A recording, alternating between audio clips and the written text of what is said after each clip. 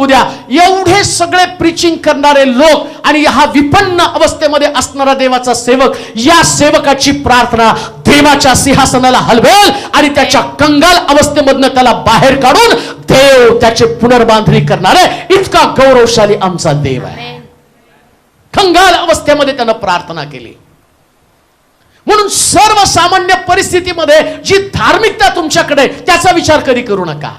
एक सामान्य परिस्थिती तुमच्या घरामध्ये, सगळं काही तुमचं चांगलं आहे, भावनिक दृष्टिकोनातनं पण तुम्ही चांगलं, कधी कधी तुम्हाला मदत करणारं, सांत्वन देणारं आपल्या जवळचं व्यक्ती पण कोणी नसतं. तुम्ही कंगाल आहात, माणसं पण नाही तुमच्याकडं, सगळ्यांनी तुम्हाला सोडलं, सगळ्यांनी तुमचा त्याग केलेला आहे आणि तुम्ही कुठंतरी एकाकी जीवन जगत आहात, कारण तुम्हाला जवळ करणारे व्यक्ती कोणी नाही, कंगाल आहात तुम्ही.